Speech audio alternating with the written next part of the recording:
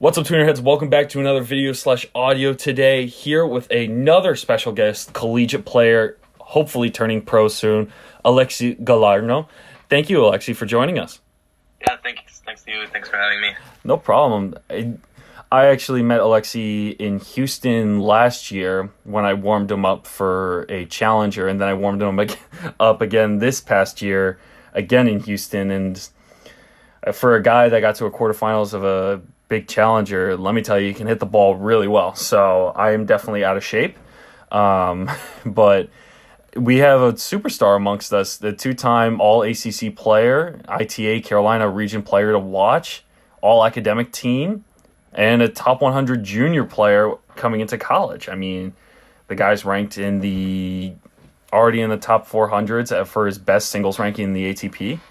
But the first question I have to ask you is, why did you choose NC State? Well, I was not getting recruited as much as I would have expected. Graduating a year early. Mm-hmm. I wanted to go, obviously, to the best tennis conference. Mm-hmm. And so I felt like ACC was definitely up there. Mm. I also really liked the guys on the team when I visited. Coach Choboy was also a really nice guy, and they gave me a great official visit, so I really hit it off right away, so that was the big reason. Do you think there was any particular reason why you weren't being recruited immediately? Do you think it was because you were graduated early? Well, I know that I think it's called tennisrecruiting.com or something like that. Mm-hmm. It's like the main platform for that. I know they had me graduating class of 2017, I believe. Mm-hmm. But it was actually 2016, so I think that played a big role in that. Okay. Which I actually liked, because then I was able to just pick the schools that I wanted to and not get recruited by schools that I didn't, in the first place, have interest in. Yeah. That's actually very interesting. I never really thought of that. You've also grown up with kind of the new stars of the ATP Tour, and you have been growing up with them. What's it like to be a part of such an elite group of Canadian tennis players and grow up playing with them? It's special. It's special, obviously. Growing up with Felix, we first met, I think I was 8 years old, he was 7. We didn't think about these things, but you could tell he was gonna be a superstar. So for me, it's really encouraging to see him do so well. And it shows me that I can do the same as him if I keep putting in the work. And so same thing with Dennis. We traveled a lot together, under 12, and then after that he kind of went his own way. So also with him, same thing. You could tell right from the beginning that it was gonna be the big deal. Also, yeah, especially it's great to see them. Yeah, it's great to see that atmosphere, and I mean, not just Felix, Dennis as well, Bianca with her breakout year this year. Right. You guys have really developed into a powerhouse of a country. Yes. And that actually interests me, because you saw Felix go pro at a young age. Did you ever think of going pro instead of going to college? Yeah, obviously, since I started tennis at 8 years old, I always wanted to be a professional tennis player. Mm-hmm. And then I got to 16 years old. I was doing decent in the juniors, but I wasn't doing that well, mm-hmm. where, I had to make a decision to go either pro or college, and my parents always pushed me to continue my education, so mm-hmm. it was a no-brainer for me at that time. I mean, you won 3 doubles national titles while you were still in high school, and that still had to give you some thought as to what made you really want to commit to it, right? Right. But I guess, again, that having that education and all those values being implemented at home, that mm-hmm. that was the main factor. Yeah. So moving on to your college career, I mean, currently you're actually 34th in the country for doubles. Did you know that? Did not know that. I haven't played a single match in college in a while, so that's surprising. Oh, nice. Good to know. What has been the best thing about playing in college that you've taken away from your experience? Because you're a senior now, you've been recognized, you have all the accolades. How would you describe it? Just representing NC State, it's been really special. Growing up, I would play for my family name, for Canada and stuff, but not to actually play for an NCAA team. NC State has got such a loyal fan base, and just going out and watching football, watching basketball, and seeing how people care about how we do. And also, I would say just playing for my teammates. It's been really special, and I don't think you can, maybe in Davis Cups, but other than that, you can't really reproduce that. It's very different from a team aspect to an individual aspect, because while you're playing in college, you've also been playing ATP Challengers. Is it different when you play at the pro level while you're still in college, when you travel so much to then come back to a team aspect? Yes, very different. Here at NC State, Coach Spencer and Coach James have done a great job at individualizing each guys, and creating everyone a different plan. And I think that's why the program is where it's at right now. It's a little bit because of how the coaches have taken this program and made it, also in the long term. And then it makes it easier for me to go and play a tournament and come back and tell them what I saw and what I need to work on. Oh, okay. Because they're open-minded to that.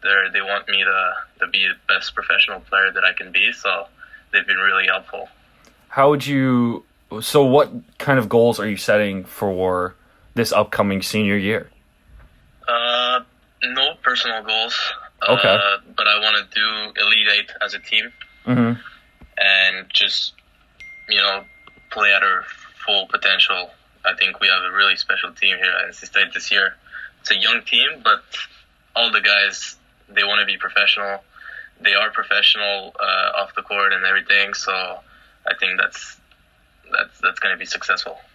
Why do you not set individual goals? Because while you want to represent NC State and while you want to represent your name and whatnot, why wouldn't you set like a goal of I want to be top 100 in singles or something like that? I think, again, from playing college and being in college, I started learning a little bit about myself, and I figured out that it's best for me not to set any like specific goals and more just goals, for example, on what I need to work on, what I need to get better on, and then that way I feel like I play much better. And what's the biggest thing you've learned, would you say, from your coaches about your game and how you've developed? I've developed a pretty aggressive game. Didn't used to be like that. I came in college, I was a bit of a grinder. And then now I feel like I can really use my forehand well. I can also hit some good down-the-line backhands and come in and finishing at the net. So I would say that's one of the big things that we did, me and the coaches, over the last few years. That's great, and I think your upcoming schedule, like you said before, or you've announced on Twitter, is you're playing 3 80Ks, Ann Arbor, Drummondville, and Calgary. Right. If you were to set goals for those, what would make those a success for you?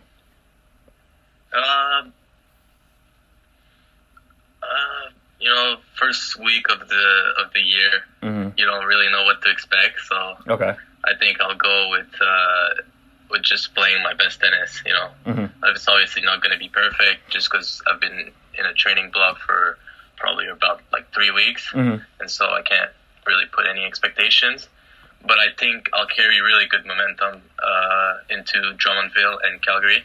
Okay. Just from playing so many collegiate tournaments, matches. So I'd expect myself to, make quarters, make some semis, and, once we're there, then keep going and go for the title. Awesome. And just a couple more questions to continue this. What would you say has been the best moment at NC State? Do you have a favorite match, or is there a moment where you've remembered so specifically in your college career so far? I would say sophomore year, we went on the road to Northwestern and Minnesota. Mm-hmm. We had a snowstorm before leaving for Northwestern, and all the flights leaving out of Raleigh were canceled except that one going to Chicago. Okay.